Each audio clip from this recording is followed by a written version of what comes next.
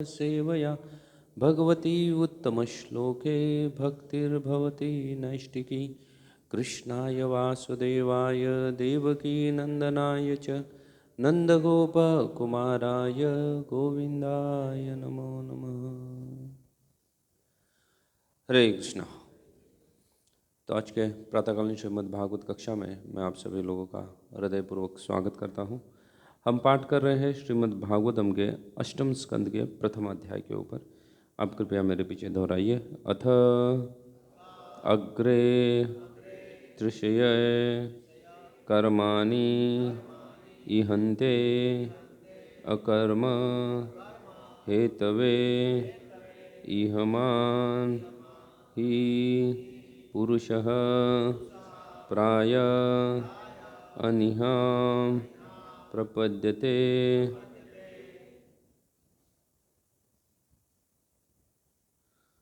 अथाग्रे ऋषया कर्माणि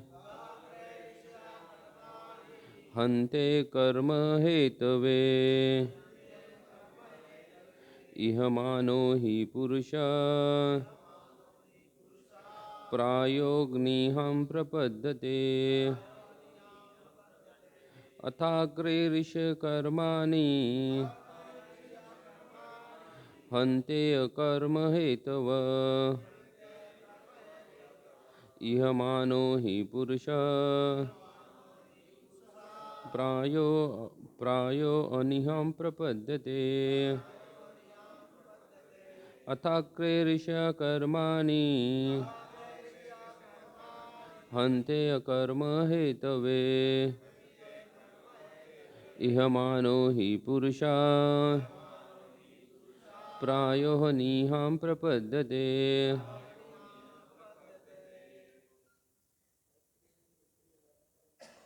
अथाग्रे ऋषयकर्माणि हन्ते कर्म हेतवे इहमानो हि पुरुषः प्रायोनिहं प्रपद्यते। अथाग्रे ऋषयकर्माणि निहन्ते कर्म हेतवे इहमानो हि पुरुषः प्रायोनिहं प्रपद्यते। अथाग्रे ऋषयकर्माणि अन्ते अकर्म हेतवे इहमानो हि पुरुषः प्रायोनिहं प्रपद्यते। अथाग्रे ऋषयकर्माणि अन्ते कर्म हेतवे इहमानो हि पुरुषः प्रायोनिहं प्रपद्यते। अथाग्रे ऋषयकर्माणि हन्ते कर्म हेतवे इहमानो हि पुरुषः प्रायोनिहं प्रपद्यते। अथाग्रे ऋषयकर्माणि हन्ते कर्म हेतवे इहमानो हि पुरुषः प्रायोन प्रपद्यते। वैष्णवी। अथाग्रे ऋषयकर्माणि हन्ते कर्माण्येवते इहमानो हि पुरुषः प्रायो हि नाम प्रपद्यते। अथाग्रे ऋषयकर्माणि हन्ते कर्म हेतवे नियमानो हि पुरुषः प्रायो नाम प्रपद्यते। शब्दार्थ कृपया मेरे पीछे दोहराए। अथ अतएव अग्रे प्रारंभ में ऋषिया सारे विद्वान ऋषियों ने कर्माणि सकाम कर्म इहन्ते करते हैं, अकर्म कर्मफल से मुक्ति हेतवे के लिए इहमान ऐसे कार्यों में लगे रहकर ही निसंदेह पुरुष प्राय सदा ही अनिहाम कर्म से मुक्ति प्रपद्यते प्राप्त करता है। भाषांतर तथा तात्पर्य श्री भक्तिवेदांत स्वामी श्रील प्रभुपाद जी के द्वारा श्रील प्रभुपाद महाराज की। भाषांतर। अतएव लोगों को कर्मों की ऐसी अवस्था तक पहुँचने में समर्थ बनाने के लिए जो सकाम कर्मों से दूषित नहीं होते, बड़े बड़े साधु पुरुष सर्वप्रथम लोगों को सकाम कर्मों में लगाते हैं, क्योंकि जब तक कोई शास्त्रानुमोदित कर्मों को संपन्न करना आरंभ नहीं करता तब तक वह मुक्ति की अवस्था को या कर्म फल न उत्पन्न करने वाले कार्यों की अवस्था को प्राप्त नहीं होता। तात्पर्य। भगवद गीता के तृतीय अध्याय के 9वें श्लोक में भगवान कृष्ण उपदेश देते हैं, यज्ञार्थ कर्मानुत्रेण लोकोयम कर्म बंधनाम। विष्णु के लिए यज्ञ रूप में किया गया कर्म करनी है, अन्यथा कर्म मनुष्य को इस संसार से बांध देता है।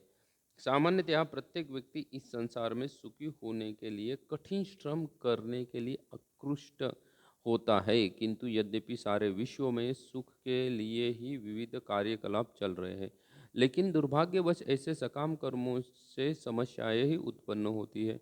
इसलिए सलाह दी गई है कि कर्मठ लोग कृष्ण भावनामृत के कार्यों में लगे, जिन्हें यज्ञ कहा जाता है, क्योंकि ऐसा करने से वे लोग क्रमशः भक्ति पद को प्राप्त हो सकते हैं। यज्ञ का अर्थ है भगवान विष्णु, जो यज्ञ पुरुष है, यज्ञों के भोक्ता है। भोक्ता राम यज्ञ तपसा सर्वलोक महेश्वरम।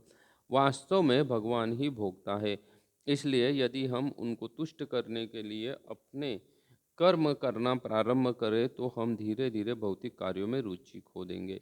सुत गोस्वामी ने नैमिषारण्य के मुनियों की महासभा में घोषित किया है, अतः तुम ही द्विजश्रेष्ठा वर्णाश्रम विभागशा सोनिष्ठित धर्म संसिद्धि हरितोषण। हे द्विजश्रेष्ठ, यदि वर्ण धर्म के अनुसार अपने नियत कर्मों को करते रहने से कोई सर्वोच्च सिद्धि प्राप्त की जा सकती है तो वह भगवान हरि का तोषण है। वैदिक सिद्धांतों के अनुसार प्रत्येक व्यक्ति को ब्राह्मण, क्षत्रिय, वैश्य, शूद्र, ब्रह्मचारी, गृहस्थ, वानप्रस्थ या सन्यासी होने के अपने वर्ग के अनुसार कर्म करना चाहिए। हर एक व्यक्ति को इस प्रकार कर्म करते हुए सिद्धि को ही अग्रसर होना चाहिए, जिससे कृष्ण प्रसन्न हो जाए। समसिद्धिम हरितोषणम। कोई अकर्मण्य बनकर कृष्ण को प्रसन्न नहीं कर सकता। उसे भगवान को प्रसन्न करने के लिए गुरु के आदेशानुसार कर्म करना चाहिए, तभी वह धीरे धीरे शुद्ध भक्ति की अवस्था तक पहुँचेगा, जैसे कि श्रीमद् भागवतम में पुष्टि की है। नष्कर्म्यप्यच्युता भावम वर्जितम न शोभितम ज्ञानमलम निरंजनम। समस्त भौतिक आकर्षणों से मुक्त होने पर भी आत्म साक्षात्कार का ज्ञान अच्छा नहीं लगता, यदि वह अच्युत की धारणा से विहीन हो। ज्ञानी कहते हैं कि मनुष्य कुछ न करता हुआ एकमात्र ब्रह्म का ध्यान करते हुए नैष्कर्म्य को ग्रहण करे, किंतु यह तब तक असंभव है जब तक उसे परब्रह्म कृष्ण की अनुभूति न हो ले। यदि कृष्ण भावनामृत न हो तो कोई भी कर्म, चाहे परोपकारी हो, राजनीतिक या सामाजिक कर्म, बंधन को ही उत्पन्न करता है। जब तक मनुष्य कर्म बंधन में फंसा रहता है तब तक उसे विविध प्रकार के शरीर धारण करने पड़ते हैं, जो मनुष्य जीवन की सुविधाओं को नष्ट कर देते हैं। इसलिए भगवद गीता में कर्म योग की संतुष्टि की गई है। अरुरुक्षो मनोर्योगम कर्म कारणमुच्यते योगारूढ़स्य तस्यैव शम कारणमुच्यतम। जो योग पद्धति में नव दीक्षित है उसके लिए कर्म साधन है, किंतु जिसने योग की प्राप्ति कर ली है उसके लिए सभी भौतिक कर्मों से विराम लेना ही साधन कहलाता है। फिर भी कर्मेन्द्रियाणि संयम्यम य आसक्तो मनास्तया इंद्रियानार्थ विमूढ़ाश्च मिथ्याचार च उच्यते। जो इंद्रियों को तथा कर्मेंद्रियों को रोक लेता है किंतु जिसका मन इंद्रियों विषयों का चिंतन करता रहता है, वह निश्चित ही अपने आप को धोखा देता है और वांछक यानी मिथ्याचारी कहलाता है। भगवद गीता 3रे अध्याय का 6ठा श्लोक है। मनुष्य को चाहिए कि पूर्णतः कृष्ण भावना भावित होने के लिए वह कृष्ण के लिए गंभीर रूप से कर्म करे। उसे हरदास ठाकुर जैसे महापुरुषों की नकल नहीं उतारनी चाहिए। श्री भक्ति सिद्धांत सरस्वती ठाकुर ने ऐसे अनुसरण की निंदा करते हुए कहा है, दुष्टमन तुम्ही किसे रे वैष्णव, प्रतिष्ठा तरे निर्जन घरे तव हरिनाम केवल कहतो। मेरे मन तुम कैसे भक्त हो, तुम केवल सस्ती प्रतिष्ठा के लिए निर्जन स्थान में बैठ जाते हो और हरे कृष्ण महामंत्र का जप करने का दिखावा करते हो, किंतु यह सब ठगी है। हाल ही में मायापुर में एक अफ्रीकी भक्त ने हरिदास ठाकुर का अनुकरण करना चाहा, किंतु 15 दिन के बाद वह अशांत हो उठा और भाग गया। एकाएक हरिदास ठाकुर का अनुकरण करने का प्रयत्न मत करो। तुम कृष्ण भावनामृत कर्मों में लगो, इससे तुम्हें धीरे धीरे मुक्ति की अवस्था को प्राप्त हो सकते हो। मुक्ति हित्वा अन्यथा रूपम स्वरूपेण व्यवस्थितम। ओम अज्ञानतिमिरान्धस्य ज्ञानाञ्जनशलाकया चक्षुरुन्मिलितं येन तस्मै श्रीगुरुवे नमः। श्रीचैतन्यमनोभीष्टं स्थापितं येन भूतले स्वयं रूप कदा मह्यं ददाति स्वपदाङ्कितं। वन्देऽहं श्रीगुरु श्रीयुतः पदकमलं श्रीगुरून् वैष्णवांश्च श्रीरूपं सागरजातं सहगण रघुनाथान्वितं तं सजीवं साद्वैतं सावधूतं परिजनसहितं कृष्णचैतन्यदेवं श्रीराधा कृष्णपादान् सहगण ललिता श्रीविशाखान्वितं च। नमो विष्णुपादाय कृष्णपृष्ठाय भूतले श्रीमते भक्तिवेदांत स्वामिनीति नामिने। नमस्ते सरस्वती देवे गौरवाणी प्रचारिणे निर्विशेष शून्यवादी पाश्चात्यदेशतारिणे। नमो महावदन्याय कृष्ण प्रेम प्रदायते कृष्णाय कृष्ण चैतन्य नामिने गौरतीशे नमः। हे कृष्णा करुणा सिंधु दीनबंधु जगतपते गोपेश गोपिकाकांत श्री राधाकांत नमस्तुते। तप्त कांचन गौरांगी श्री राधे वृंदावनेश्वरी ऋषभानुसुते देवी प्रणमामि हरिप्रिये। वाञ्छा कल्पतरुभ्यश्च पतितानां पावनेभ्यो वैष्णवेभ्यो नमो नमः। जय श्री कृष्ण चैतन्य प्रभु नित्यानंद श्री अद्वैत गदाधर श्रीवासादि श्री गौरभक्तवृंद।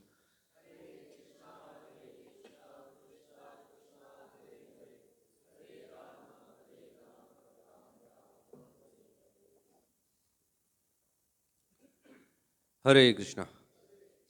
मैं पुनश्च आप सभी लोगों का श्री श्री राधा मदन मोहन के प्रांगण में आज के प्रातःकालीन श्रीमद् भागवत कक्षा में हार्दिक स्वागत करता हूँ। वैसे तो भगवान नारद मुनि को कहते हैं यत्र गायन्ति मद भक्ता तत्र तिष्ठति मे नारदः, लेकिन उसके साथ साथ चैतन्य चरितामृत में कहा गया है कि भगवान भागवत तुलसी गंगा और भक्तगण जहाँ पे होते हैं वही कृष्ण अपने आप को स्थापित करते हैं। जहाँ पे श्रीमद् भागवतम का पठन होता है, तुलसी महारानी रहती है, गंगा नदी का जल होता है और भगवान के भक्त रहते हैं, वहीं पे क्यों करता है अपने आप को स्थापित? भगवान कृष्ण अपने आप को स्थापित करते हैं, ऐसा चैतन्य चरितामृत में कहा गया है। तो इसलिए हम भाग्यशाली में हैं क्योंकि श्रीमद् भागवतम का श्रवण करने का श्रील प्रभुपाद जी की कृपा आशीर्वाद से हमें क्या मिला है, सौभाग्य प्राप्त हुआ है कि नित्यम श्रीमद् भागवतम का श्रवण करने का। ऐसे श्रीमद् भागवतम के अष्टम स्कंद का प्रथम अध्याय है जिसकी शुरुआत हो चुकी है।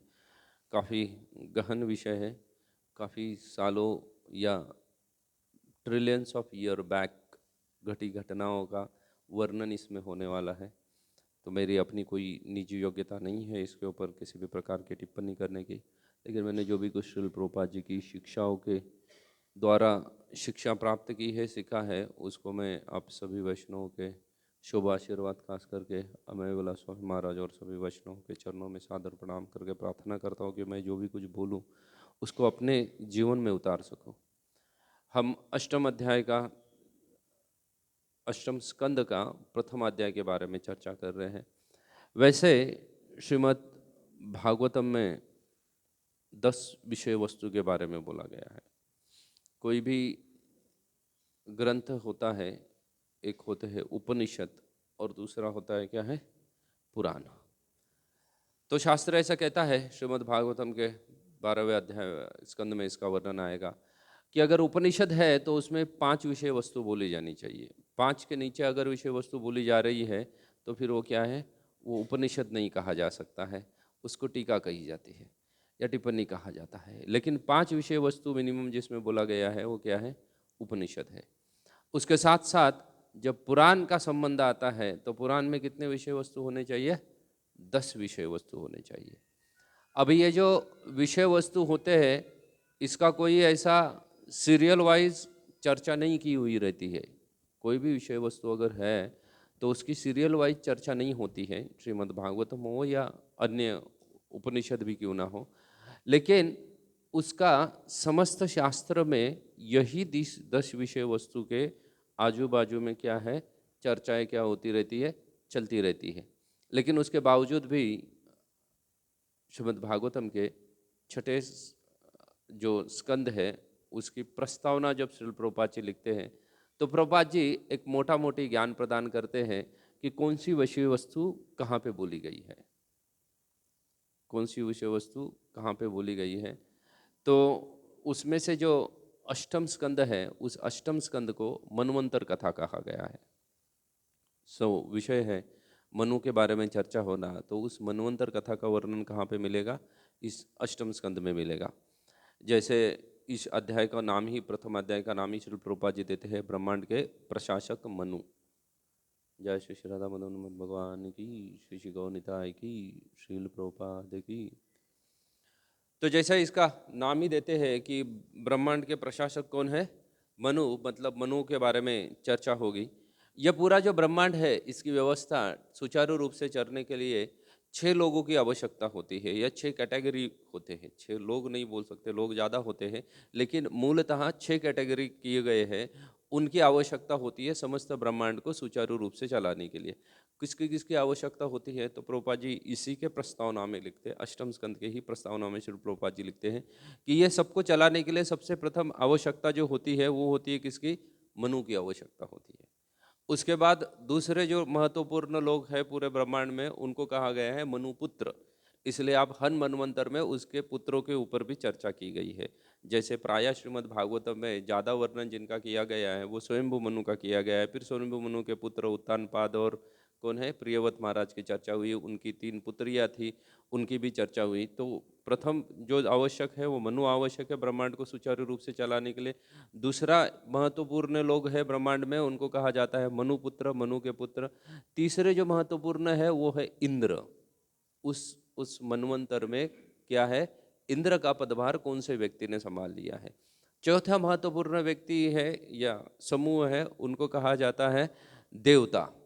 उस इंद्र के समय में कौन कौन महत्वपूर्ण देवताएं थे। पांचवा महत्वपूर्ण व्यक्ति है या लोग है वो है सप्तऋषि। उस मनवंतर में कौन कौन सप्तऋषि थे। और आठवां महत्वपूर्ण व्यक्ति, छठा महत्वपूर्ण व्यक्ति जो है वो है मनवंतर अवतार, मतलब स्वयं भगवान। ये 6 लोग हर मनवंतर में आपको मिलेंगे। ये पूरा जो अष्टम स्कंद है वो मनवंतर के ऊपर चलेगा, समस्त मनुओं का, खास करके प्रथम 7 मनुओं का वर्णन होगा और उसके बाद आने वाले अन्य 7 मनुओं का क्या किया जाएगा, सिर्फ नाम बता दिया जाएगा, उनका नाम बता दिया जाएगा। उस वक्त इंद्र कौन रहेगा, मनुपुत्र कौन रहेंगे, महत्वपूर्ण देवताएं कौन रहेंगी, ये हर चीज़ का वर्णन आपको इसमें मिलेगा। इसलिए ये जो अष्टम स्कंद है इसको प्रायः क्या कहा गया है, मनवंतर कथा करके कहा गया है, क्योंकि मनु विश्व के व्यवस्थापक में से मुख्य व्यवस्थापक जो है वो मनु है। ब्रह्मा का कार्य सृष्टि की निर्मित है, लेकिन उसके बाद उसको सुचारू रूप से डे टू डे मैनेजमेंट जो है वो करना किसका कार्य है, वो कार्य मनु का कहा गया है। क्योंकि ब्रह्मा के एक दिन में मनु कितने होते हैं, 14 मनु होते हैं, 14 मनवंतर होते हैं। उतने ही इंद्र होते हैं, जो सत्य, त्रेता, द्वापर, कली, ये 4 युगों को मिला के एक दिव्य युग बनता है। ऐसे 71 दिव्य युग जब खत्म होते हैं ब्रह्मा जी के, तब एक मनु क्या होता है, मनु का जीवन काल समाप्त होता है। और उतना ही जीवन काल इंद्र का है और उतना ही जीवन काल किसका है, उतना ही जीवन काल देवताओं का है। जो प्रमुख देवता है, प्रमुख देवता मतलब देवताओं को भी 3 कैटेगरी में विभाजित किया जाता है, तमोगुणी देवता, रजोगुणी देवता, सत्वगुणी देवता। तो उसमें से जो मनु के काल के इतना कार्यकाल रहता है वो कौन से देवता है? वो सभी सत्वगुणी देवता है। इंद्र, चंद्र, वरुण, अग्नि आदि ये सभी के मूल देवता है, मुख्य देवता है। तो इनका भी कितना समय है जीवन? इनका भी जीवन है मनु के बराबर। इसलिए प्रायः कई बार ऐसा शास्त्र में देखने को मिलता है कि यहाँ पे पृथ्वी पे 6 महीना हो गया तो स्वर्गलोक में कितना हो जाता है? 1 दिन के बराबर हो जाता है या 12 घंटे के बराबर हो जाता है। उतनी उनकी क्या होती है? रात होती है। अभी अभी क्या चालू होगा स्वर्गलोक में? अभी चल रहा है, अभी का जो जनवरी महीना है ना, तो स्वर्गलोक में जनवरी में क्या चालू हो जाता है? ब्रह्म मुहूर्त चालू हो जाता है। अभी संक्रांत जब आएगी, जब सूरज मकर राशि में प्रवेश करेगा, या उसको उत्तरायण भी कहते हैं। अभी गुजरात में और राजस्थान में खास करके उत्तरायण फेस्टिवल को बहुत जोरों शोरों से मनाया जाता है, धूमधाम से मनाया जाता है। तो उत्तरायण जब से चालू होता है तो स्वर्ग के द्वार खुल जाते हैं। तो द्वार खुलने के पहले उठ गए होंगे देवता ना, अपना जप कर रहे होंगे 16 माला खत्म होने के बाद वो क्या करेंगे? स्वर्ग के द्वार खोल देंगे। तो तब से उत्तरायण चालू हो गया, या सूर्य जो है वो उत्तर दिशा की ओर चालू करता है। दक्षिणायन में जब सूर्य रहता है तो स्वर्ग में क्या होते हैं? रात्रि का समय रहता है। तो 1 दिन हो गया, यहाँ का 1 साल मतलब वहाँ का 1 दिन हो गया। तो इसको भी मल्टीप्लाई करेंगे तो 100 साल होने के लिए 36,000 साल लगेंगे। तो प्रायः लोग ऐसा सोचते हैं तो फिर देवता क्या 36,000 साल जीते हैं? तो देवता 36,000 साल नहीं जीते हैं। जो देवता है वो किनका, उनका जीवन कितना है? उनका जीवन मनु के बराबर का। 1 मनवंतर तक देवता पूरे के पूरे क्या होते हैं? जीवित रहते हैं। तो फिर साल में कितना होगा? तो आप कल्टिवेट करो, ये मल्टीप्लाई करो। 71 दिव्य युगा तक क्या होते हैं? देवता जो है वो जीवित रहते हैं, या इंद्र आदि जीवित रहते हैं। ये उनका आयु है। इसलिए ये सभी महत्वपूर्ण है। और ये सब जब महत्वपूर्ण है तब इन हर एक मनवंतर में भगवान क्या करते हैं? अवतार धारण करते हैं। विशेष करके उस मनवंतर के लिए, उसको मनवंतर अवतार कहा जाता है। अन्य किसी कार्य के लिए उस पर्टिकुलर मनवंतर में अगर भगवान अवतार धारण करते हैं तो उसको मनवंतर अवतार नहीं कहा जाएगा, उसको लीला अवतार या अन्य अवतारों में आएगा, उसकी गणना हो जाएगी। लेकिन उस मनु के लिए या उस मनु की सहायता के लिए जब भगवान कोई अवतार धारण करते हैं तो उसको क्या कहा जाता है? मनवंतर अवतार कहा जाता है। इसलिए अगर आप टेक्निकली इस अष्टम स्कंद को देखोगे तो इस अष्टम स्कंद में जितने सारे अवतारों का भी वर्णन आएगा, इसके आगे क्या हो जाएगा? कई सारे भगवान के अवतारों का वर्णन आएगा। वो प्रायः आएगा यज्ञ, विभु, सत्यसेन, हरि, वैकुंठ, अजित, वामन, और ये सब के सब क्या है? ये सातों मनवंतर अवतार है। और यही सातों का वर्णन आपको अष्टम स्कंद में मिलेगा। इसलिए श्री रामचंद्र के बारे में नवम स्कंद में वर्णन आएगा, उसको अष्टम स्कंद में नहीं बताते, क्योंकि रामचंद्र मनवंतर अवतार में नहीं आते हैं, वो पूर्ण पुरुषोत्तम है। इसलिए उसको मनवंतर अवतार में नहीं डाला गया है। लेकिन मनवंतर अवतार का वर्णन ये अष्टम स्कंद में आएगा। इसलिए यहाँ पे भगवान के जितने सारे अवतार है वो उनके नाम ऐसे ही रहेंगे। यज्ञ का नाम रहेगा इसमें, इसी में विभु का नाम रहेगा, इसी स्कंद में सत्यसेन के बारे में चर्चा होगी, इसी स्कंद में गजेंद्र मोक्ष की चर्चा होगी। गजेंद्र को जो रक्षा करते हैं वो है भगवान हरि। भगवान हरि प्रकट होते हैं गजेंद्र की रक्षा करने के लिए, और वो उस मनवंतर के मनवंतर अवतार में आते हैं। इसलिए भगवान हरि का वर्णन होगा। उसके बाद भगवान वैकुंठ का वर्णन हुआ है। यहाँ पे थोड़ा सा वर्णन हुआ है, इसके पूर्व में भी भगवान वैकुंठ का वर्णन हुआ है। भगवान तो वैकुंठ है, जो कहाँ वास करते हैं? तो वो वैकुंठ में वास करते हैं। ये वैकुंठ को रमा प्रिया वैकुंठ कहा जाता है, जो लोकालोक पर्वत के ऊपर स्थित है। चतुष कुमार जो है वो उसी वैकुंठ में गए थे और उन्होंने श्राप दिया था जय विजय को वगैरह। ये सभी घटना भगवान वैकुंठ के समय की है, या भगवान वैकुंठ जो लोकालोक पर्वत के ऊपर स्थित है। और फिर भगवान अजित का वर्णन आएगा। भगवान अजित का वर्णन कब आएगा? क्योंकि अष्टम स्कंद में समुद्र मंथन आएगा, तो समुद्र मंथन में भगवान अजित प्रकट होते हैं, वो भी मनवंतर अवतार है। और उसके बाद किसका वर्णन आएगा? उसके बाद वर्णन आएगा भगवान वामन देव का। वामन देव का कहाँ किसके साथ संबंध है? बलि के साथ संबंध है, क्योंकि बलि ही क्या कर रहे थे?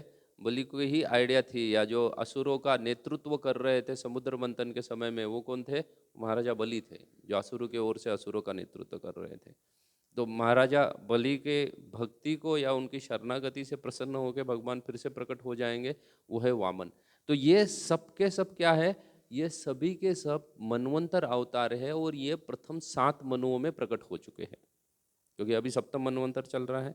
तो इन 7 मनुओं में कितने मनुवंत अवतार हो चुके हैं, ये सभी अवतारों का जो वर्णन है ये अष्टम स्कंद में किया जाएगा। और ये मनवंतर अवतारों के बाद फिर जो वर्णन आएगा वो नवम स्कंद से चालू होगा, किसी अन्य अवतारों की भगवान या सुखदेव गोस्वामी क्या करेंगे, चर्चा करेंगे। तो ऐसा मोटा मोटी ये पूरा जो स्कंद है, अष्टम स्कंद है, ये इसमें इन इन अवतारों का वर्णन होगा और खास करके किसका वर्णन हो जाएगा, मनुओं का वर्णन हो जाएगा। तो इसमें पहले 3 जो है श्लोक, अभी तो हम ये 14वां श्लोक देख रहे हैं। प्रथम 3 श्लोक है जो कि परीक्षित महाराज प्रश्न पूछ रहे हैं मनु के बारे में, स्वयंभू मनु और अन्य मनु के बारे में पूछ रहे हैं। और उसके बाद जो 4 से लेकर 8 जो श्लोक है, ये 4 श्लोक क्या कह रहे हैं, ये 4 श्लोक वर्णन करते हैं स्वयंभू मनु के वैराग्य का। और 9वें श्लोक से लेकर 18वें श्लोक तक, जिसमें हम 14वें श्लोक पे हैं, 18वें श्लोक तक वर्णन किसका चलेगा, तो वो वर्णन चलेगा जो स्वयंभू मनु भगवान को क्या कर रहे हैं, प्रार्थना कर रहे हैं। स्वयंभू मनु भगवान को प्रार्थना कर रहे हैं। उस प्रार्थना में से ये एक श्लोक है जिसमें मनु बोल रहे हैं कि क्या है, जो सिद्ध पुरुष है, जो सामर्थ्यवान पुरुष हैं, जो साधु पुरुष है, वो सर्वप्रथम किसका उपदेश करते हैं, वो सर्वप्रथम सकाम कर्मों का उपदेश करते हैं, ताकि लोगों का क्या लेके आ जा सके, उनका शास्त्र के वचनों के ऊपर दृढ़ निष्ठा या श्रद्धा उत्पन्न करने के लिए सकाम कर्मों का वर्णन करते हैं।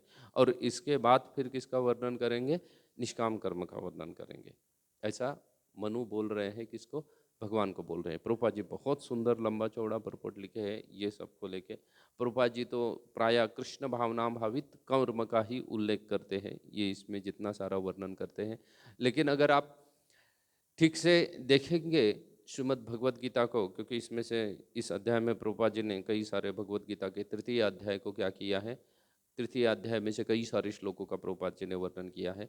तो अगर आप पूरा भगवद गीता अगर ठीक से पढ़े होंगे, कितने लोग भगवद गीता पढ़े हैं ठीक से, ठीक ठाक भगवद गीता पढ़े हैं जिनका भक्ति शास्त्री हुआ है, अगर आप ठीक ठाक भगवद गीता पढ़े होंगे, अगर भक्ति शास्त्री ठीक से किया होगा, या अगर आपको ठीक से पढ़ाया गया होगा, करने के लिए तो पहले पढ़ाने वाले ने ठीक से पढ़ाना चाहिए, तब जाके विद्यार्थी ठीक से सीखेगा।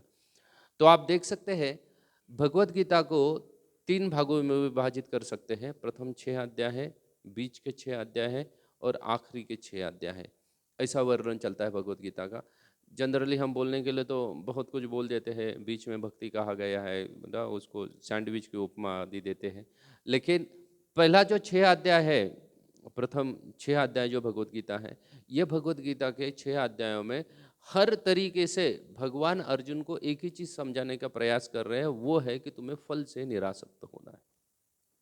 फल से निरासक्त होने के लिए वो भगवान क्या क्या बताते हैं वहाँ पे ज्ञान योग बताते हैं, वहाँ पे कर्मयोग बताते हैं, वहाँ पे निष्काम कर्मयोग बताते हैं। भगवान वहीं पे ही अष्टांग योग की चर्चा करेंगे, भगवान यहीं पे ही ध्यान योग की चर्चा करेंगे। ये सब चर्चाएं पहले 6 अध्याय में होगी और बोलेंगे कि ये सब क्या है, सब करो लेकिन किसके लिए करो, फल से निरासक्त होकर करो, फल से कोई आसक्ति मत रखो।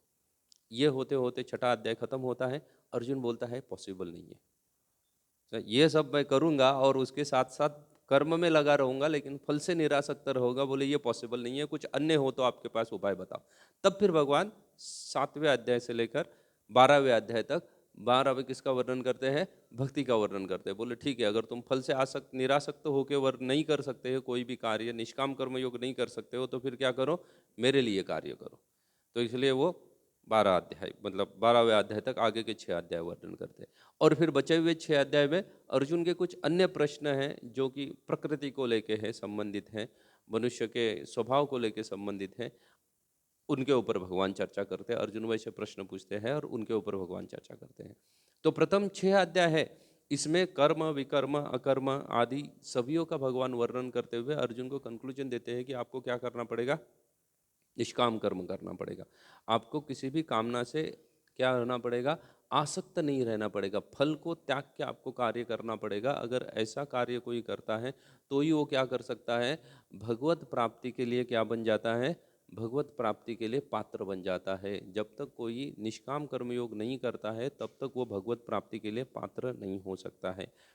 अगर आप मोटा मोटी तौर पे देखोगे तो प्रथम 6 अध्याय में भगवान ने खास करके ज़्यादातर चर्चा जो की हुई है वो ज्ञान के ऊपर चर्चा की है। इसलिए आप पूरा अगर भगवत गीता के 6 अध्याय ठीक से देखोगे, इस श्लोक के जो तात्पर्य प्रभुपाद लिखे हैं उसमें अगर देखोगे तो जो मूल जो योग है उनको तो प्रायः 3 योगों के बारे में कहा गया है, ज्ञान योग, ध्यान योग, भक्ति योग।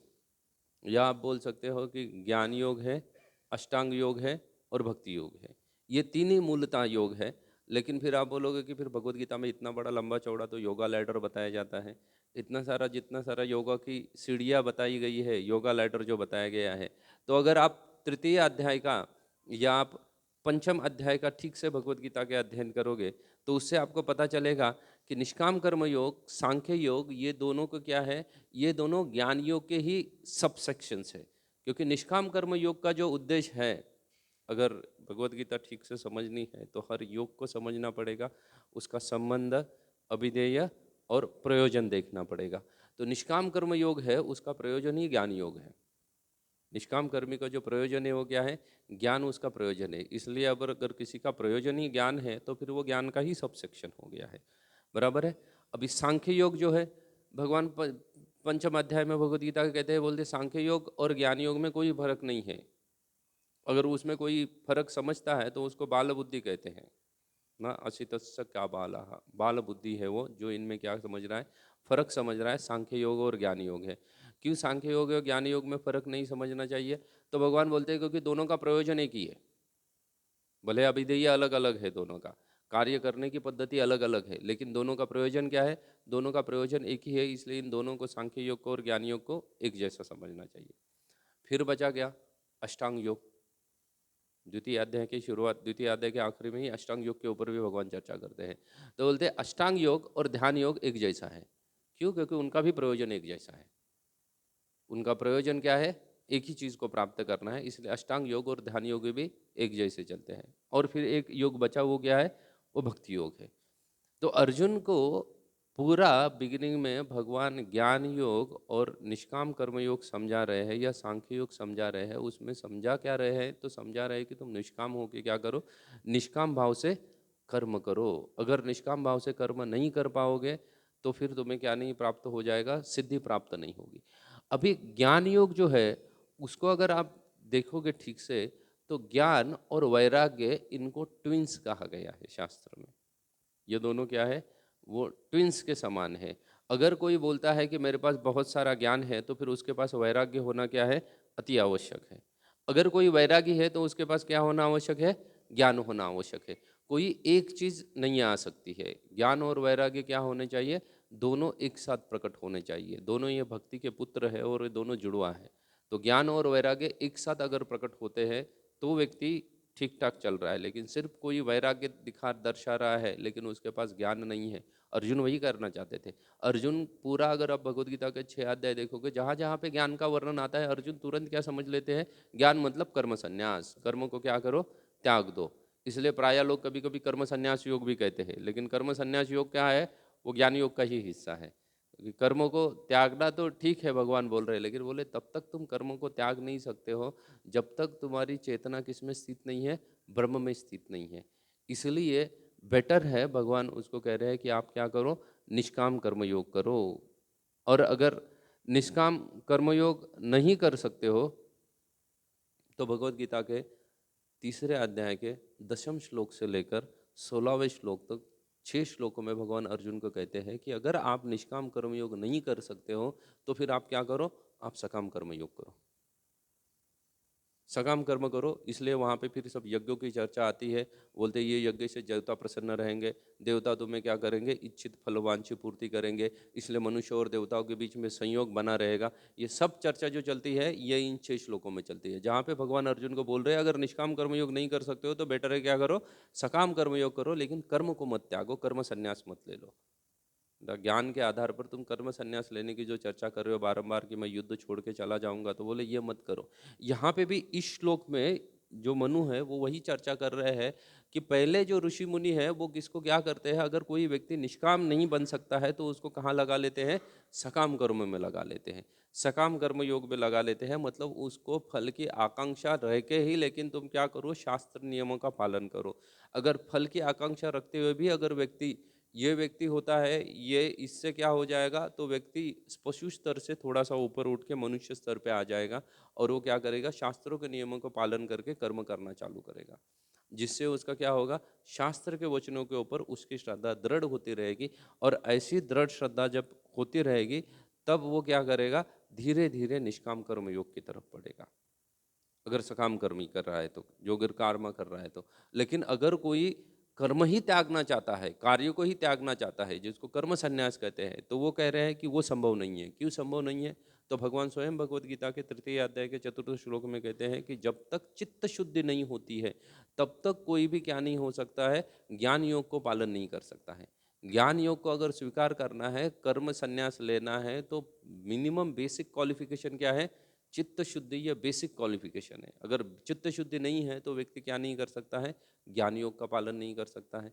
इसलिए भगवान अर्जुन को बोल रहे कि भाई तुम ज्ञान योग मत करो, क्योंकि वहाँ पे अगर चित्त शुद्धि नहीं होगी, अगर और तुम ज्ञानी बनने का प्रयास करोगे तो तुम, ज्ञान का मतलब होता है कर्म संन्यास।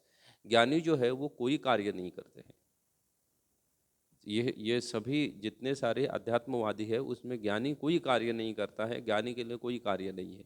वो क्या रहते हैं, वो हमेशा सिर्फ किस में मग्न रहते हैं, उनका जो समस्त ध्यान है या जो चिंतन है वो सिर्फ किस में लगा रहता है, ब्रह्म के ऊपर उनका चिंतन लगा रहता है। इसलिए ज्ञानी के लिए वो कर्म संन्यास लेते हैं, उसके लिए कोई कार्य नहीं है। लेकिन भगवान अर्जुन को कह रहे हैं कि अगर तुम ऐसा करोगे तो फिर से तृतीय अध्याय के छठे श्लोक में भगवान उनको कह रहे हैं, उससे तुम क्या कहलाओगे, मिथ्याचारी कहलाओगे। क्योंकि अगर तुम्हारा चित्त शुद्ध नहीं हुआ है, इसका मतलब इंद्रिय संयम नहीं है, और जिस व्यक्ति का इंद्रिय संयम नहीं है और वो कर्म संन्यास ले लेता है तो फिर उसको क्या कहा जाता है, मिथ्याचारी कहा जाता है। इसलिए तृतीय अध्याय में ही भगवान कह रहे हैं, प्रकृतिम यान्ति भूतानि निग्रह किम करिष्यति। बोले तुम्हारे प्रकृति का त्याग करने से क्या फायदा है तुम्हारा, और ऐसा प्रकृति का त्याग करके तुम निग्रह किम करिष्यति, काय के लिए निग्रह करना चाहते हो। तो ये जो निग्रह किम करिष्यति है वो किसके लिए बोला गया है, तो वास्तव में वो बोला गया है कि हर व्यक्ति का प्रकृति के अनुसार स्वभाव होता है, सत्व रजस तमो भाव के अनुसार हर किसी का स्वभाव होता है, और उस स्वभाव के अनुसार उसको कर्म करते रहना चाहिए जब तक उसकी इंद्रिय या चित्त शुद्ध नहीं होता है। इसलिए भगवान अर्जुन को बोल रहे हैं कि निग्रह किम करिष्यति, तुम क्या करो, इंद्र निग्रह मत करो, बल्कि क्या लगे रहो, कार्य में लगे रहो।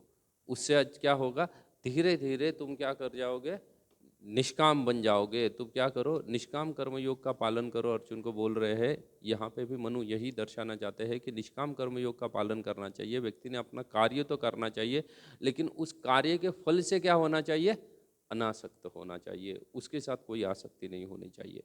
ये इतना तो मनु बताए, लेकिन नीचे भक्ति सिद्धांत सरस्वती ठाकुर जो लिख रहे हैं, वो क्या लिख रहे हैं, दृष्टमन तुम्हें कैशोर वैष्णव, वो उसके एक स्टेप और ऊपर चल रहे हैं। बोल रहे हैं कि प्राय क्या होता है, एक होता है किसी भी कार्य करने से उसका फल प्राप्त होना। प्राय भक्त लोग जो है वो फल से असक्त नहीं होते हैं, वो फल से क्या होते हैं, निरासक्त होते हैं। लेकिन उस फल के साथ साथ अन्य कई सारी चीज़ें उगती है। जैसे अगर आपने खेती कभी किया होगा तो अगर आप पौधे को पानी दे दो तो एक मेन पौधा जो है आपका, आम का फल अगर पेड़ लगाया वो तो बढ़ता रहेगा, लेकिन उसके साथ साथ कई सारे घास उगते रहेंगे, वीड्स आते रहेंगे जो किसी काम के नहीं है। लेकिन प्राय भक्त लोग क्या होते हैं, उस घास के साथ आसक्त हो जाते हैं। प्रतिष्ठा आदि जो है ये क्या है, उस घास के समान है। आप तो क्या कर रहे हो, किसकी प्रसन्नता के लिए हम कार्य कर रहे हैं, भगवान की प्रसन्नता के लिए कार्य कर रहे हैं। बुक डिस्ट्रीब्यूशन कर रहे हो, किसकी प्रसन्नता के लिए कर रहे हैं, प्रभुपाद की प्रसन्नता के लिए बुक डिस्ट्रीब्यूशन कर रहे हैं। लेकिन उसके स्कोर से जो प्रतिष्ठा आएगी, वो प्रतिष्ठा क्या है, वो प्रभुपाद की प्रसन्नता के लिए है, नहीं है। लेकिन उसका क्या कर देते हैं भक्त लोग, उसका स्वीकार कर लेते हैं। तो इसलिए भक्ति सिद्धांत ठाकुर मन को बोल रहे हैं कि तुम क्या है, प्रतिष्ठारे तरे निर्जर घरे। ऐसी प्राण, ऐसी क्या है, प्रतिष्ठा से अगर हम घिरे रहेंगे तो फिर हम निष्काम कर्मयोग करके भी क्या है, निष्काम कर्मयोग करें या भगवान की प्रसन्नता के लिए कार्य करें, दोनों से भी हमें लाभ नहीं होने वाला है। जब तक हम क्या होने वाले हैं, उसको फल को तो त्याग दिया है, लेकिन उसके फल के साथ साथ जो अनवांछित चीज़ें जो उत्पन्न हो रही है उसके साथ हमारी आसक्ति क्या है, वैसे ही बनी रहेगी। तो इसलिए ये पूरा श्लोक में मनु यही दर्शाना चाहते हैं कि आप क्या करना चाहिए, व्यक्ति को निष्काम कर्म करना चाहिए। और अगर कोई साधु पुरुष है, वो अगर व्यक्ति निष्काम कर्म नहीं करता है तो उसको कर्म संन्यास में नहीं लगाते हैं, बल्कि उसको क्या कहते हैं, तुम, उससे अच्छा है कि तुम क्या करो, सकाम कर्म करो। अगर निष्काम कर्मयोग नहीं कर सकते हो तो कर्मयोग, सकाम कर्मयोग का पालन करो। वो किससे अच्छा है? वो कर्म संन्यास से कई गुना ज़्यादा अच्छा है, या ज्ञान योग से कई गुना ज़्यादा अच्छा है। क्योंकि ज्ञानी ही सिर्फ कर्म संन्यासी हो सकते हैं, और उसके लिए चित्त शुद्धि होना बहुत ही आवश्यक है। और अगर वो नहीं होगी तो व्यक्ति क्या रहेगा? मिथ्याचारी बना रहेगा। इसलिए हम संसार में कई सारे जगह पे देखते हैं, संसार में जितने सारे लोग हैं उनके पास कई सारे लोगों के पास कई सारे दर्शन शास्त्र लिखे हुए हैं। दर्शन तो है लेकिन उनके पास क्या नहीं है? धर्म नहीं है। शास्त्र में दो भाग होते हैं, एक को कहा जाता है दर्शन, एक को कहा जाता है धर्म। या एक को कहा जाएगा दर्शन और सिद्धांत एक जैसा ही चलता है, इसलिए उसको सिद्धांत कहिएगा या दर्शन कहिएगा। तो इसलिए सभी शास्त्र को, फिलॉसफी को दर्शन शास्त्र कहा जाता है।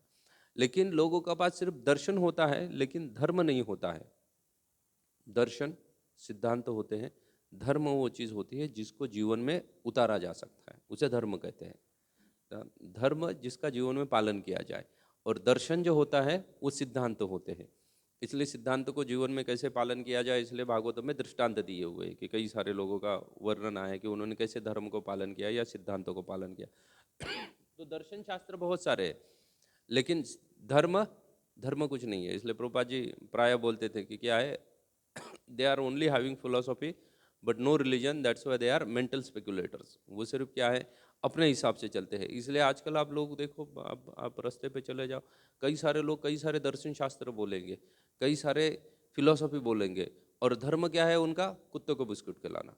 बोले सब होने के बाद दया धर्म बोले दिखाना जरूरी है, और दया किसके ऊपर दिखाओ?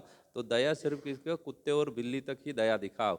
और आप बोलोगे कि थोड़ा सा गाय के ऊपर भी दया दिखानी चाहिए, तो फिर वो क्या कहेंगे? बोलेंगे ऑर्थोडॉक्स है ये लोग। क्या है? पूरा पूरा क्या है, बहुत सारे ऑर्थोडॉक्स है, धर्म को लेके बैठे हुए हैं। और कित्तों को बिस्कुट खिलाना, बोले नहीं ये अच्छा है, ये फिलॉसफी है। ये क्या है? ये दूसरे के ऊपर दया दिखाने के बराबर है। कुत्ते की सेवा करना किससे बेटर है बोलते हैं? गाय की सेवा करने से बेटर है बोलते हैं। इसलिए आप प्रायः देखो, हम रहते हैं उसके बाजू ही बिल्डिंग में, लोग सुबह सुबह उठ के कुत्ते को नहलाते हैं। भले बच्चे को बिना नहलाए भी स्कूल भेज सकते हैं, लेकिन कुत्ते को नहलाना हर दिन क्या है? जरूरी है। ये उनके दर्शन शास्त्र बन चुके हैं आजकल लोगों का मंद सुमंद मतियो इतना मति नीचे गिर गया है कि उनको समझ में नहीं आ रहा है कि अगर किसी दर्शन का पालन करना है, फिलॉसफी का पालन करना है, तो वो फिलॉसफी क्या होनी चाहिए, उनकी ये क्लैरिटी नहीं है। और फिर जिसकी फिलॉसफी, जिसका दर्शन ही क्लियर नहीं है, उसका धर्म कैसे क्लियर हो सकता है? उसको पता ही नहीं चल सकता कि मुझे जीवन में वास्तव में उतारना क्या है, किस चीज़ का जीवन में पालन करना है। फिर लोग ऐसी अपनी मनगढ़ंत क्या करते हैं, चीज़ों को लेके आते हैं और उसको क्या करते रहते हैं, जीवन में उतारते रहते हैं। मनगढ़ंत चीज़ों को लेके जीवन में उतारते रहते हैं, और उनको लगता है कि इससे हम बहुत बड़े क्या बन जाते हैं? धार्मिक व्यक्ति बन जाते हैं, इससे हम बहुत बड़े धार्मिक है। लेकिन प्रभुपाद जी इसी पर्पट में कह रहे हैं कि ये क्या है? ये कोई धर्म नहीं है। ये क्या है? ये मूलतः अधर्म के ओर चलने के बराबर है। क्योंकि तुम मिनिमम जो सकाम कर्मी जो कार्य करता है वो तक कार्य नहीं कर रहे हो। क्योंकि सकाम कर्मी मतलब वो क्या है? वो कर्मकांडी नहीं है। सकाम कर्मी होता है जो क्या करता है? इंद्रिय तृप्ति तो कर रहा है, लेकिन कैसे इंद्रिय तृप्ति कर रहा है?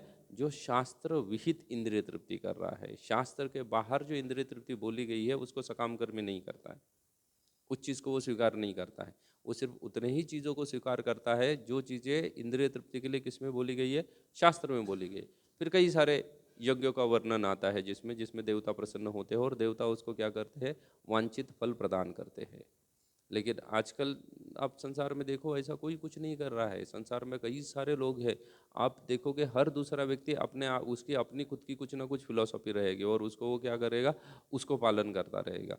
और वो एक छोटी सी चीज़ रहेगी, कोई आध्यात्म के रास्ते में कोई बड़ी चीज़ नहीं है। वेजिटेरियन होना, प्रभुपाद जी बोलते हैं, बोले इवन क्या है, बोले pigeons are also vegetarians, monkeys are also vegetarian. तो बोले वो बहुत बड़ी चीज़ नहीं है। लेकिन आजकल वेजिटेरियन एक मोमेंट बन गई है, एक मिशन बन गया है। उतने लोगों का सबका ग्रुप है, बहुत महानतम व्यक्ति कहा जाता है जो लोग वेजिटेरियन है उनको। वो बोलते हैं ये तो पशु भी कर रहे हैं। बोले भाई इसमें कौन सी बड़ी बात है? बोले बड़ी बात है अगर आप स्वयं भगवान के शरणागत हो या नहीं हो। वेजिटेरियन होकर भी इंद्रिय तृप्ति की जा सकती है। कोई ज़रूरी नहीं है कि इंद्रिय तृप्ति की सिर्फ क्या करते हैं?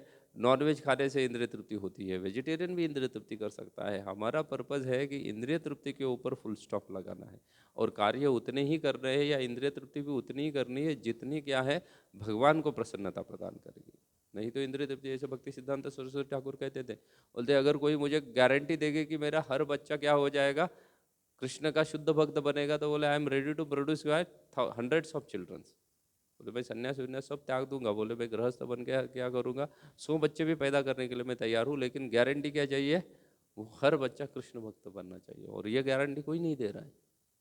ये गारंटी अद्वैत आचार्य स्वयं भगवान के अवतार है, सदाशिव के और महाविष्णु के अवतार होने के बावजूद भी उनके 10 में से 6 बच्चे तो क्या बन गए, मायावादी बन गए।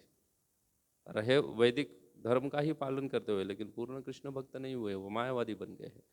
तो इसलिए भौतिक संसार बहुत ही खतरनाक है और यहाँ पे लोग न जाने किस किस चीज़ को क्या करते हैं, अध्यात्म समझ बैठे हैं। आजकल अगर आप बाहरी संसार की ओर से देखो तो लोगों को अध्यात्म मतलब सोशल सर्विस लगती है। अध्यात्मवादी मतलब उसने क्या करना चाहिए, कुछ ना कुछ सोशल सर्विस करते रहनी चाहिए, कुछ ना कुछ समाज के लिए करना चाहिए, समाज के हित के लिए कार्य करना चाहिए। बोले भगवत गीता का प्रचार सामाजिक हित नहीं है, लेकिन आप कुत्ते को बिस्कुट खिलाओ, थोड़ा सा किसी को खाना दे दो, पानी बांटो, किसी को कंबल बांटो, तो ये क्या है, ये सामाजिक चीज़ें हैं। भौतिक शिक्षा के लिए सुविधाएं बनाओ, भले उस भौतिक शिक्षा की सुविधाएं प्राप्त करके व्यक्ति क्या बनने वाला है, असुर बनने वाले हैं। ऐसे असुर बनते जा रहे हैं। हम सोच रहे हैं कि हम बहुत प्रगति कर रहे हैं, लेकिन आप हर 2-3 महीने के बाद देखो, एक तो न्यूज़ रहेगी जिसमें अमेरिका में किसी स्कूल में किसी बच्चे ने क्या कर दिया है, गन लेके 2-4 बच्चों को उड़ा दिया। कि हर 2-3 महीने के बाद नित्य हो गया ये, लेकिन फिर भी हम बोल रहे हैं वो एजुकेशन सबसे बेटर है करके। प्रभुपा जी बोलते, बोले ये सब फालतू का एजुकेशन है। बोले दो ही चीज़ पढ़ाओ बच्चों को, एक पढ़ाओ सूर्यवंश के बारे में, एक पढ़ाओ चंद्रवंश के बारे में। बोले ये 2 चीज़ें बच्चे समझ गए, बोले समझ गया, पूरा एजुकेशन कंप्लीट, और सीखने के लिए कुछ नहीं है। बोले सिर्फ 2 ही चीज़ें सिखाओ उसको, सूर्यवंश के बारे में सिखाओ क्योंकि उसमें कौन प्रकट हुए हैं, भगवान रामचंद्र प्रकट हुए हैं। चंद्रवंश के बारे में सिखाओ, उसमें कृष्ण प्रकट हो गए। बोले ये 2 चीज़ें सीखने के बाद बोले ज्ञान में कोई चीज़ रहती नहीं है, बचती नहीं है कि जिसको ज्ञान कहा जाएगा। बोले बाकी सब संसार में अज्ञान भरा हुआ है। ये 2 लोगों को जान दिया, बोले वही ज्ञानी है, बाकी कोई ज्ञानी है नहीं। लेकिन लोग इस चीज़ को नहीं समझ रहे हैं, इसलिए साधुगण प्रायः उनके ऊपर दया करके मनु कह रहे हैं इस श्लोक में कि उनको किस में लगाते हैं, सकाम कर्म में लगाते हैं। हरे कृष्णा। किसी का कोई टिप्पणी है इसके ऊपर? जी।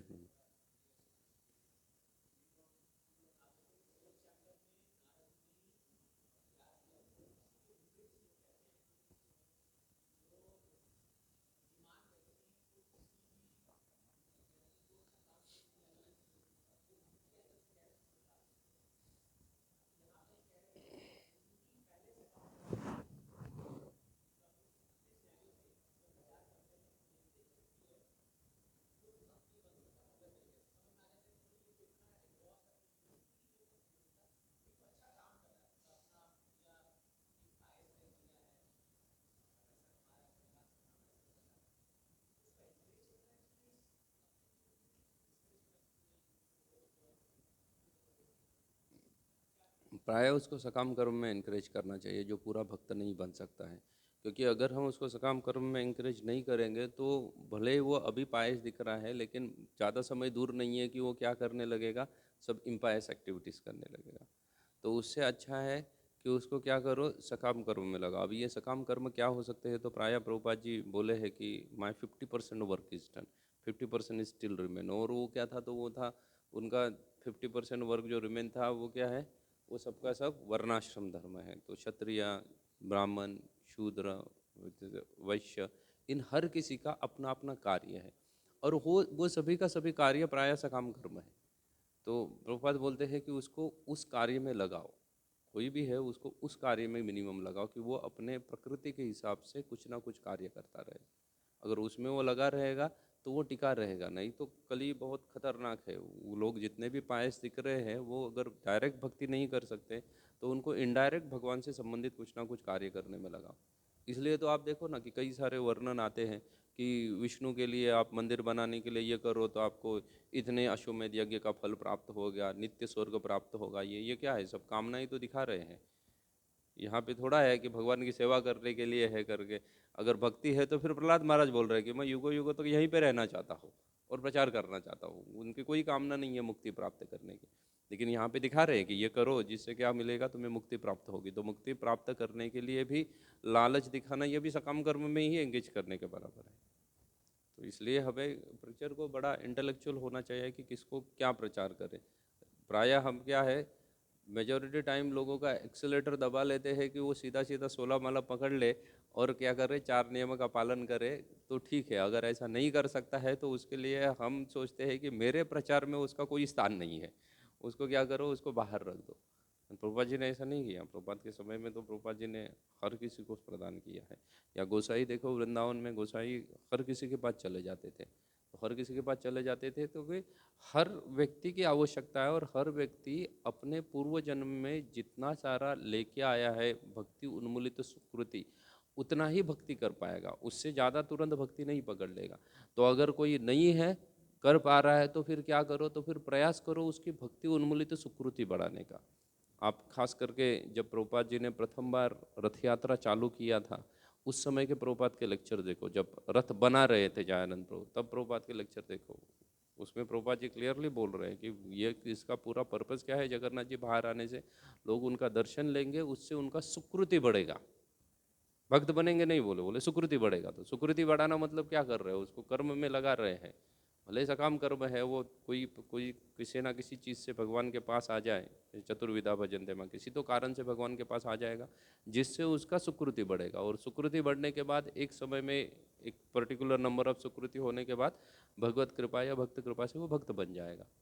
इसलिए लोगों को सकाम कर्मों का गाजर दिखा के उनको क्या करना चाहिए, भक्ति में लगाने का प्रयास करना चाहिए एक प्रचारक को। हरे कृष्ण जी।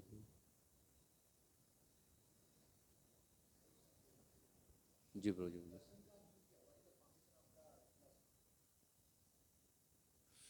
प्रभु जी, दर्शन शास्त्र का अगर आप फाउंडेशन देखोगे, वैसे जितना सारा दर्शन शास्त्र जो बोला गया है उसको हम मोटा मोटी तौर पे फिलॉसफी कहते हैं। लेकिन जो वेस्टर्न फिलोसोफर्स है, उनका दर्शन शास्त्र का कोई फाउंडेशन ऐसा नहीं है। वो बोलते हैं just human nature is the basic foundation of philosophy. Study करो ह्यूमन नेचर को, मनुष्य का क्या स्वभाव है, वो क्या होना चाहिए, वो किसी भी फिलोसफी का बेसिक फाउंडेशन होना चाहिए। लेकिन दर्शन शास्त्र का वो बेसिक नहीं है। दर्शन शास्त्र तो क्लियर क्लियर बोलता है कि क्या है, धर्मो तो साक्षात भगवत प्रणीत है। भगवान ने जो बोला गया है वही दर्शन है। उसमें तुम्हारे स्वभाव विभाग का कोई फर्क नहीं पड़ता है कि तुम क्या स्वभाव से चल रहे हो।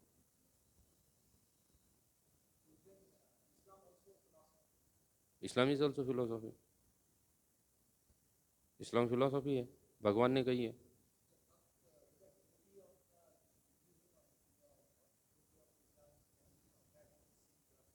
No, they can not be confirm same platform.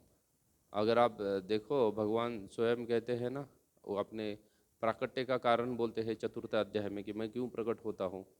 धर्म संस्थापनार्थाय संभवामि युगे युगे। धर्म की स्थापना करने के लिए मैं क्या होता हूँ, प्रकट होता हूँ। उसका आप जाके परपट पढ़ो, वहाँ पे प्रभुपाद जी लिख रहे हैं आखिर में परपट के, this is applied for even non Hindu religions. Prabhupada ji उसका परपट पे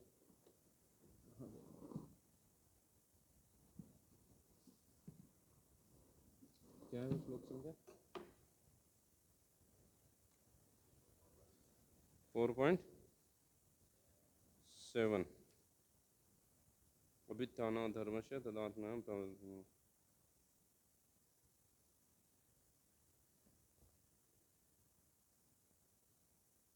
देखो इसमें क्लियरली प्रभुपाद जी लिख रहे हैं, लोगों को ईश्वर भावना भावित करना तथा धार्मिक नियमों के प्रति आज्ञाकारी बनाना। कभी कभी स्वयं प्रकट होते हैं तो कभी कभी अपने प्रामाणिक प्रतिनिधि को अपने पुत्र या दास के रूप में भेजते हैं, या वेश बदलकर स्वयं ही प्रकट होते हैं। तो पुत्र कहा, दास कहा, स्वयं प्रकट होते हैं वेश बदल के, तो ये सबके लिए अप्लाइड होता है। अभी आप बोलोगे फिर उनका और हमारा फिलॉसफी मैच क्यों नहीं होता। बहुत सारे लोगों का मेन प्रश्न तो यही है कि उनका और हमारा फिलॉसफी मान्यताएं एक साथ क्यों नहीं मिलती है। तो उसका एक्सप्लेनेशन क्लियर है। आप सरेंडर अंडू में पढ़ लो पुस्तक जो लिखा हुआ है भगवत गीता के ऊपर, या अन्य विश्वनाथ चक्रवर्ती ठाकुर या अन्य की आप अगर उसके ऊपर की टीकाएं पढ़ लो इस श्लोक के ऊपर भगवत गीता की, तो उसमें क्लियर है कि जहाँ पे धर्म मतलब कौन सी धर्म की चर्चा हो रही है, पहले तो यदा यदा ही धर्म से बोला गया है, तो कौन सा धर्म है, तो बोलते हैं वो वर्णाश्रम धर्म है। ब्राह्मण, क्षत्रिय, वैश्य, शूद्र, ब्रह्मचारी, गृहस्थ, वानप्रस्थ और सन्यास, ये 8 चीज़ें कंबाइंड कर दी तो बन जाता है वर्णाश्रम धर्म। यही मूल धर्म है। वर्णाश्रम धर्म को ही मूल धर्म कहा गया है, क्योंकि ये वर्ण और आश्रम का मूल उद्देश्य क्या है, विष्णु को प्राप्त करना इसका मूल उद्देश्य है। अभी ये जब वर्णाश्रम धर्म है वो समस्त सृष्टि में फैला हुआ है। सभी लोग यही वर्णाश्रम धर्म का आचरण करेंगे, चाहे वो ब्रह्मलोक में रहने वाले हो चाहे नरक लोक में रहने वाले हो, लेकिन सभी क्या करेंगे, यही वर्णाश्रम धर्म का आचरण करेंगे। अभी फर्क ये हो सकता है कि उनके उनके अपने कर्म के अनुसार कोई इस वर्णाश्रम धर्म को 10% पालन करेगा, कोई इस वर्णाश्रम धर्म को 100% पालन करेगा, है ना। बेयर मिनिमम 10% या 100%, उसके बीच में पालन करने वाले। अभी वहाँ से जब वो नीचे गिरता है, मतलब जो 10% पालन कर रहा है वहाँ से वो नीचे गिरा, मतलब 5% पे आया। जो 100% पालन कर रहा है वहाँ से वो नीचे गिरेगा, मतलब कहाँ पे आएगा, 90% पे आएगा, 95 पे आएगा, कहीं तो आ जाएगा, बराबर है। 100 वाला सीधा सीधा जीरो नहीं होने वाला है कभी। तो उसी हिसाब से वो कितना लेवल पे इस वर्णाश्रम धर्म को पालन कर रहा था, और वहाँ से अगर नीचे गिर जाता है तो भगवान उसके अनुसार उस धर्म की स्थापना करते हैं। तो उसके अनुसार मतलब अगर कोई 10% से 5% पे चला गया है तो भगवान उसको फिर से 10% पे ही उठाएंगे, उसको 5 से सीधा 100 पे नहीं उठाया जा सकता ना। जिस जिस बच्चे को एग्ज़ाम में सिर्फ 25 मार्क्स आ रहे हैं उसके लिए टीचर प्रयास करेगा कि इसको 25 का 35 बना के पास करो करके। वो 25 वाले को कोई टीचर गारंटी नहीं बोलेगा कि इसको मेरे पास भेजो, मैं इसका 90% ला के दिखाता हूँ। इम्पॉसिबल है उसको उठाना वहाँ पे, क्योंकि उसका उतना समझ ही नहीं है। तो वैसे ही वर्णाश्रम की जितनी समझ थी 10% वाले की थी, वो अगर 5% पे गिर गया तो उसको समझाने के लिए भगवान स्वयं आने की ज़रूरत नहीं है। टीचर क्या बोलेगा, जिसको 10 मार्क्स मिल रहे हो बच्चों को बोलेगा कि इसको 60 मार्क्स मिलते हैं ना, तुम इसके साथ बैठ के पढ़ाई करो। टीचर नहीं उसको खुद पढ़ाएगा, उसको किसके साथ बिठाएगा, जिस बच्चे को 50 मार्क्स मिल रहे हैं, 60 मार्क्स मिल रहे हैं, इसके साथ बैठाएगा। वो कौन है, भगवान के दास या पुत्र के रूप में प्रकट हो गए हैं। बोले तुम 10 के 5 पे गिर गए हो, ये 40 मार्क्स इसको आता है, इसके साथ बैठो और तुम्हारा 5 से फिर से कहाँ पे आ जाओ, 10 पे आ जाओ। लेकिन वही भारतवर्ष में लोग कहाँ पे थे, 100% पे थे। वर्णाश्रम एज इट इज फॉलो किया जाता था द्वापर युग तक भारतवर्ष में। अभी वहाँ से लोग 90 पे गिर गए तो फिर भगवान क्या कर दिए, स्वयं आ गए चैतन्य महाप्रभु के रूप में। बोले अरे ये तो अच्छा खासा था, 100 पे चल रहा था, ये 90 पे गए, तो अभी क्या करना पड़ेगा, मुझे खुद जाके सिखाना पड़ेगा इसको फिर से, भाई तुम 100 पे आओ करके। तो वहाँ पे भगवान स्वयं आते हैं, जहाँ पे जो जिस स्तर पे है उसके अनुसार कभी भगवान स्वयं प्रकट होंगे या कभी किसी और को भेजेंगे। क्लियर।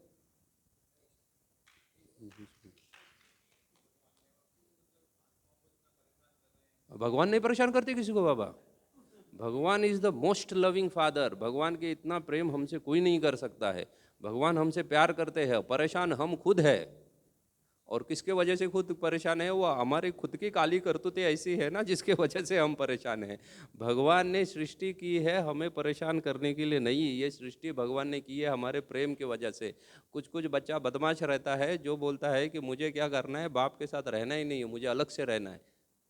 तो अलग कहाँ रहेगा, भगवान तो लविंग फादर है ना, इतना प्रेम करते हैं अपने पुत्र से, तो बोले तुझे मैं रास्ते पे तो नहीं फेंक सकता, इसलिए मैं क्या करता हूँ, तेरे लिए अलग से सृष्टि बना के देता हूँ जिसमें तू तेरे हिसाब से रह ले। तो ये सृष्टि भगवान का किया हुआ नहीं है, ये सृष्टि सभी जीवात्मा की अपनी इच्छा का परिणाम है। जितनी सारी सृष्टि है ये हमारी अपनी इच्छा है।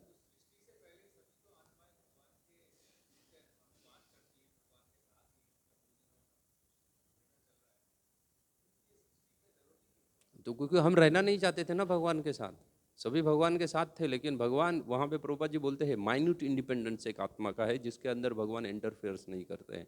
जब तक बच्चा छोटा है उसको क्या कहा जाता है, पंचवर्ष ताड़नम, उसको फटके दे के सुधारा जाता है। लेकिन एक वही 20-25 साल का बच्चा हो गया तो उसको मार के नहीं सुधारा जाता, उसको क्या है, उसको समय सुधार देगा। इसलिए माँ बाप क्या करते हैं, भाई तू जी ले तेरे अपने हिसाब से, जब खुद ठोकर खाएगा तब तुझे अकल आएगी। तो भगवान बोले ठीक है, तो अपने हिसाब से जीना है तो अपने हिसाब से जी ले। तो इसलिए हम यहाँ पे अपने हिसाब से जी रहे हैं।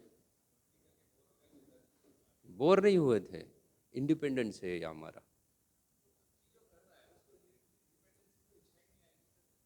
आएगी ना, क्यों नहीं आएगी? अपने हिसाब से जीने की उसकी इच्छा हो सकती है। इसके लिए आपको ठीक से दर्शन शास्त्र पढ़ना पड़ेगा। जी हाँ।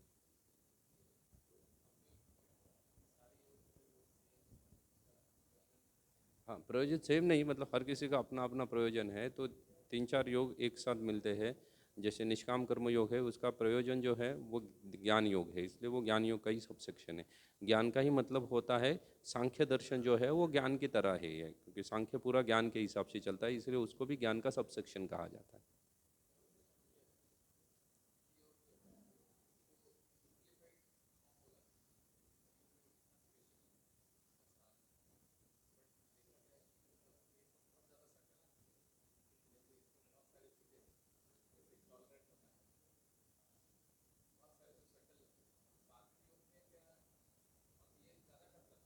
ये ज़्यादा टफ नहीं है, बल्कि प्रॉब्लम ये है कि भक्ति योग भगवान ने कलयुग में डायरेक्ट प्रदान किया है।